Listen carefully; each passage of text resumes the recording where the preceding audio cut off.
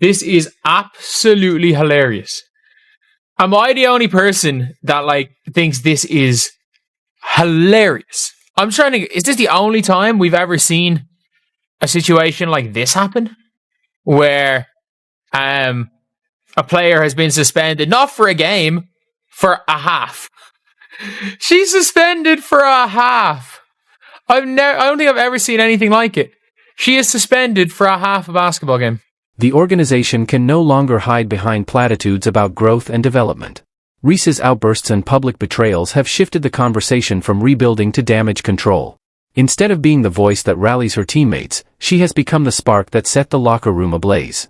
What was once framed as competitive fire now looks like unchecked ego, and the Sky front office is being pushed into a corner, either discipline their star or risk losing the trust of an entire roster. According to the report, Reese said she doesn't believe her teammates Rachel Banham or Haley Van Lith are capable of leading a playoff team.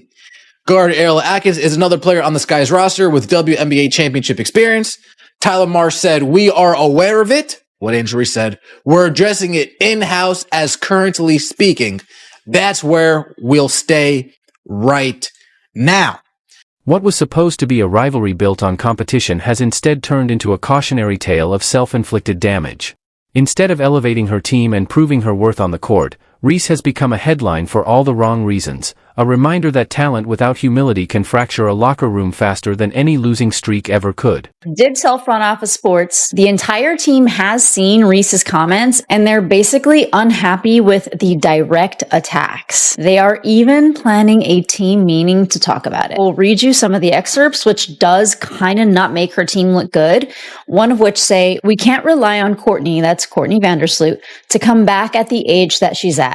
I know she'll be a great asset for us, but we can't rely on that. We need someone probably a little younger with some experience, somebody who's been playing the game and is willing to compete for a championship and has done it before." The fallout was immediate and brutal. Veteran voices who once stood behind Reese are now questioning whether she ever belonged at the center of the franchise. What she framed as honesty, the locker room heard as betrayal.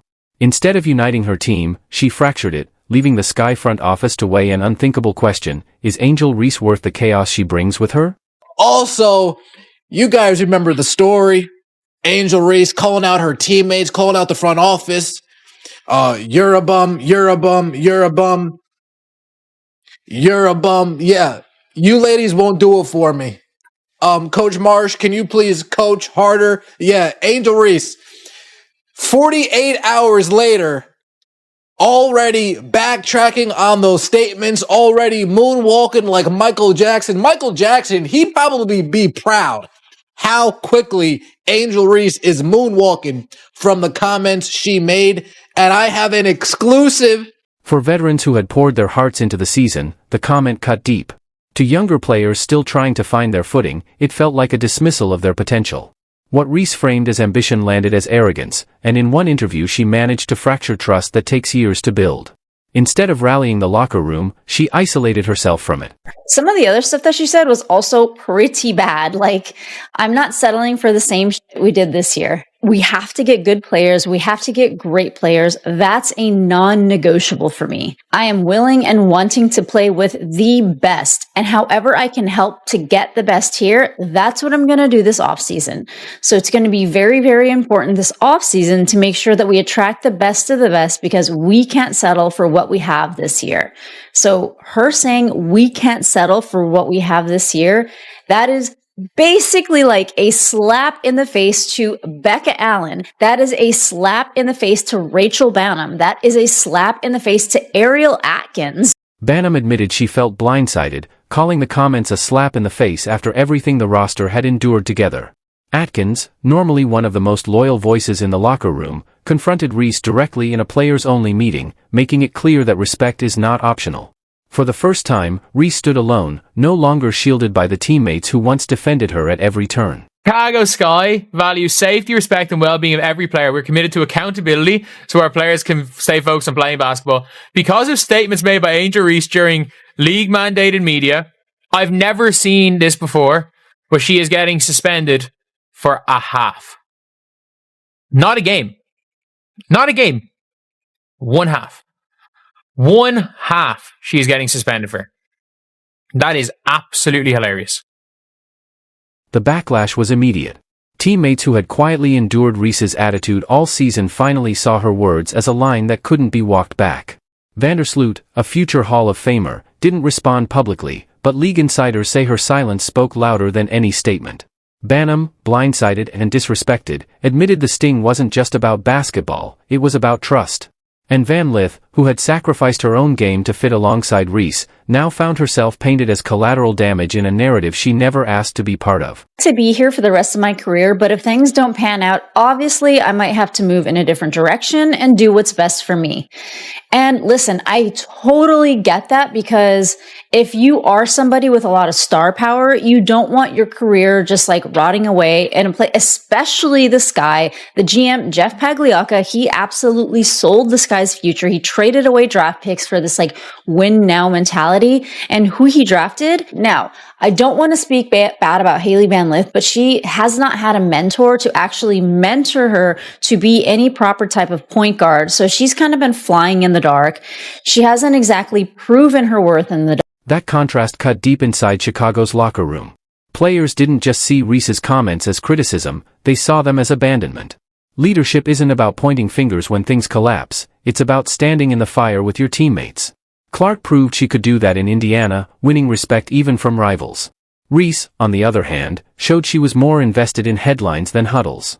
And once that perception takes hold, it's nearly impossible to walk back. This is the reason I have spent the last few years referring to the WNBA as a dump.